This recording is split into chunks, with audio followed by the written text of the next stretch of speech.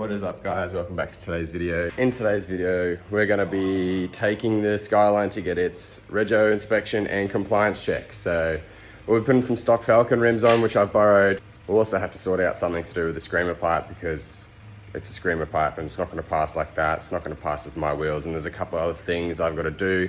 The driver's seat's got a factory seat in it, so I'll leave that in there, but the passenger seat's got one of my new Recaros in it. So the only reason I haven't put the new Recaro in the driver's seat is because I don't have a rail yet, which I'm getting there. So yeah, so we'll rip that Recaro out, put the factory passenger seat in, put the stock wheels on, and try and sort out the screamer, and hopefully it's enough to get past the compliance check. And then I've got someone who's happy to do a green slip for it once I've tidied up those few things. I've already put 2 stock Falcon rims on the front. I know it's not aesthetically pleasing to the eye at all, but it's gonna have to do for now. It's got all brand new tires, so hopefully, fingers crossed, it's gonna pass. Yeah, hopefully. Super gross, I know, I don't like it, but I have to do it. Also, the Subaru's tuned and it's done, and we're gonna have a look at it, and it's awesome, and it's nice and fast for a change. Okay, so before I lower the jacks in the front, I'm gonna sort out the screamer pipe. Now, I learned a little hack from a friend that if you get a 50ml soft drink can, the small ones, and cut it in half, and put it over the end of the screamer with a hose clamp, technically it's not venting to atmosphere, and apparently has been passed before. So we're gonna be putting that to the test today, and I'm gonna see how far I can get trying to roll with this little hack, so fingers crossed. All right, so there it is. Let's hope it works, and it just means I've got to remember not to try and hit boost on the way there. Okay, so we passed. Thank goodness for that. Our little screamer pipe hack worked. He didn't even get underneath the car, so I don't know why I was stressing, but I suppose it made me feel a bit better. Cool, so the plan now is we're gonna try and go get registered the car before the MVR shuts for the day. So I'm gonna whack my wheels back on the car, and I'm gonna go give these other wheels back because I cannot stand any more of this. Nah, it's gotta go.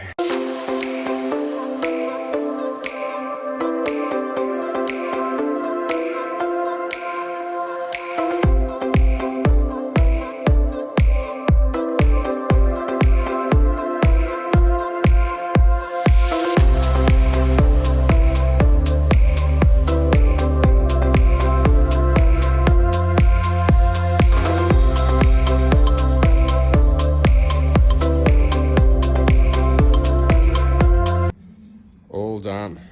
That is so much better. Now we're off to the MVR to go get registered. Fresh plates.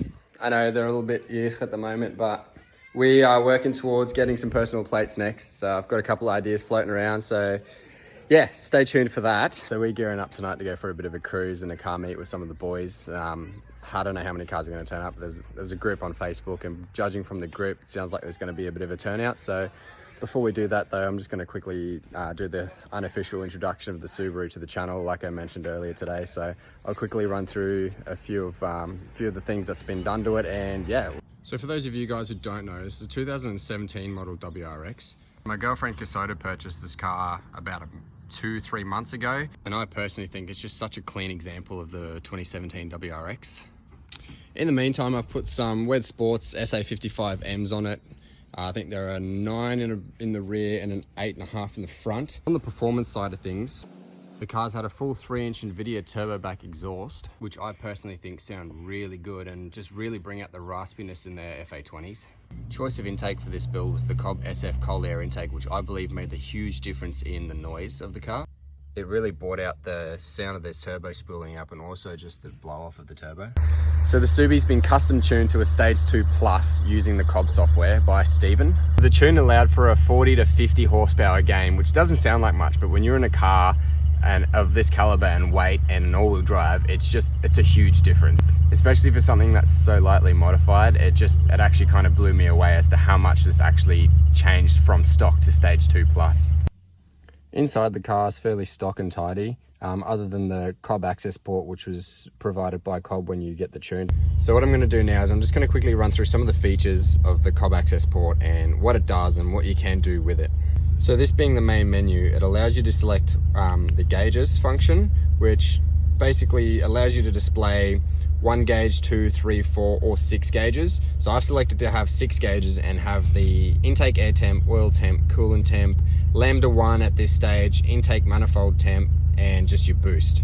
Unfortunately, the one downfall to this is the boost is reading in kPa, which you can change to PSI, but however, it will change all of your temperatures from Celsius to degrees Fahrenheit. There is so many options to display, and I'll show you that here now. These are every single reading you can have displayed on these gauges, and unfortunately you can only display 6 of them at a time, but the list just goes on and on and on, and it actually is quite amazing what you can do through this Cobb Accessport.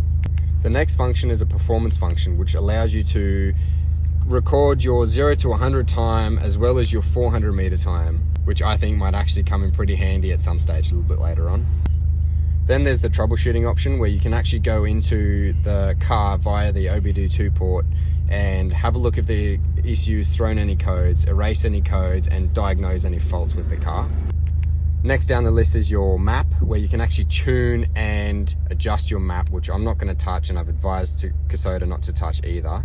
And then also obviously the uninstall function to uninstall your map, which we do not want either. That Cobb actually gives you a pretty cool bracket to mount it to wherever you want in the car, so I felt it's probably pretty appropriate to mount it there. With the Subarus, it's a little bit annoying trying to mount it over here next to the steering wheel, because as you can see, there's not much room. If you're driving, you can't really see it down there, so I figured that is a pretty good spot. It's not in the passenger's way, it's not in your way. If you're looking across your dash, and it just kind of follows the line, and it's not that far to reach out.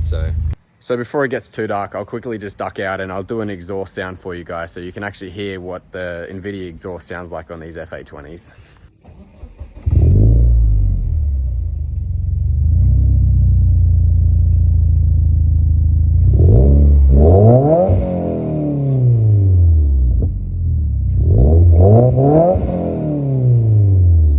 I know you're probably a bit alarmed about the smoke you saw coming out of the exhaust, but don't worry, it's just the corrosion preventative stuff they put inside the exhaust for when they transport it. It is a brand new exhaust. I freaked out at the same time as well, thinking it's running too rich or something's going on with the motor that shouldn't be going on, but yeah, that's all it is. So we've just rocked up, and the idea of tonight's car meet is basically because here in Darwin the weather never gets much cooler, anywhere near 20 degrees, and tonight as of 8:40 at night, it is currently sitting at 22.3 degrees. So yeah, as you can see, there's actually a half decent turnout. Heaps of cars rocking up, and I think the car meet's actually called the cold air intake car meet, because the idea of it is just for the cars to be nice and cool, have a bunch of fun.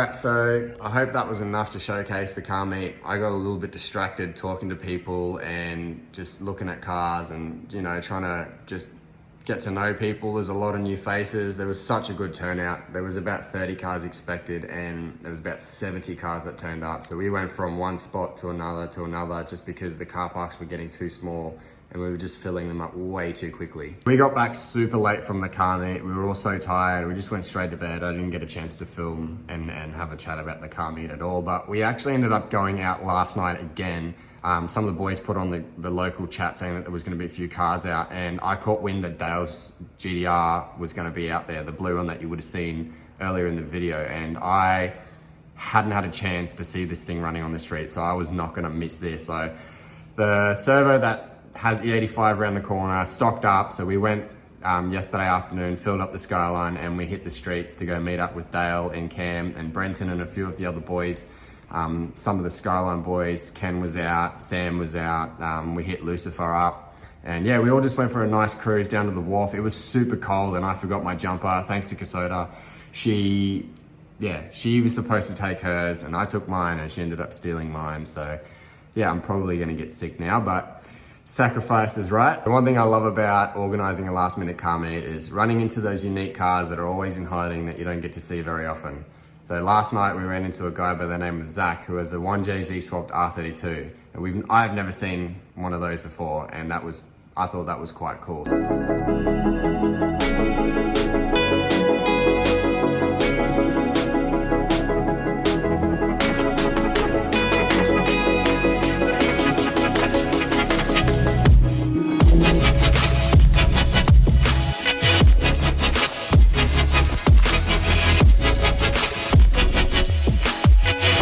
Alright, so here we've got Zach who owns this awesome looking R32. So it's a 1J 2.5 litre non-VVTi Skyline, T56 gearbox, E85, making about 500 horsepower at the wheels.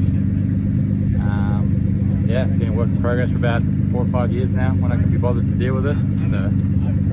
So I've been in Darwin for a good couple of years now and I have not seen this car yet in person. I've heard a lot about it. I heard a lot about the roll racing side of things at Gaz and Nats. You won, didn't you? Come close. I lost. Yeah, well, there you go. Missed the gear. It's my downfall every time, but that's all right.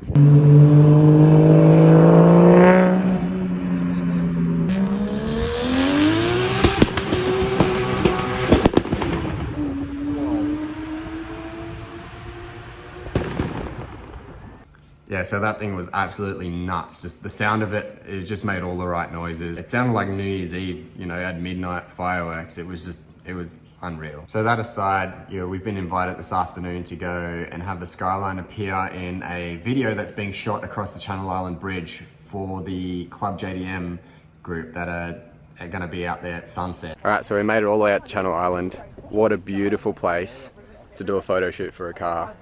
Like, honestly, it just doesn't get any better than this. I really didn't even know this part of Darwin existed. So we've got some pretty cool cars here. We've got photographers, we've got drone pilots, we've got everything here today. For sharks, but now we're like, where's the crocodile? I'm sure there's heaps of crocodiles out here. No, we have to come out here more often. All things aside though, how good is Lucifer? Honestly, like...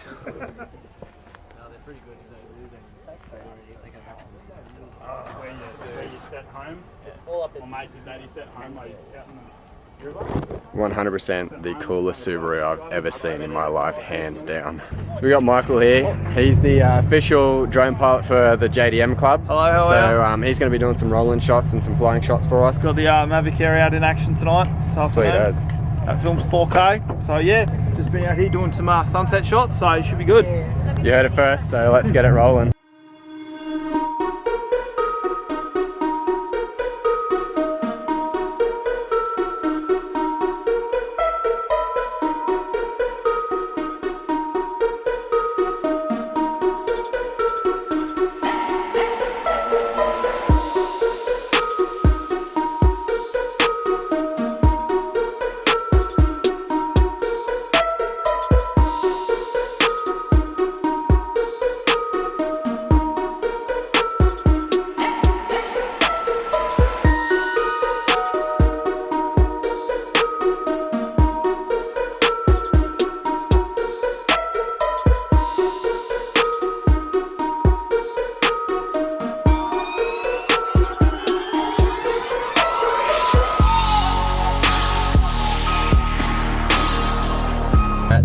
down. We just had a nice cruise, some cool rolling shots with the drone over the bridge. So I heard some sneaky rumors that white R34 you would have seen before has a 2J in it. So we're gonna go see if these rumors are true, and we're gonna have a chat to the dude.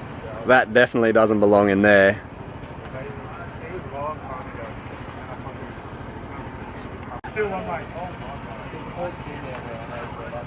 I'm about to jump in the 34 and go for a strap. I'm actually so keen. This is awesome. This is definitely not helping my case at all about the Jay-Z aspirations.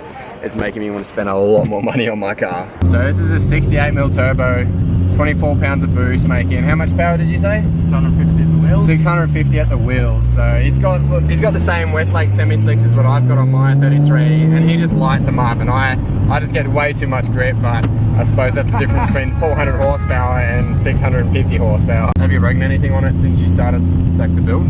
Oh, the motor let go, the bottom end, but that was a stock bottom end motor, like stock bearings and all that. So now I just went on straight off the builder. Tail shafts, nothing like that. That's pretty good.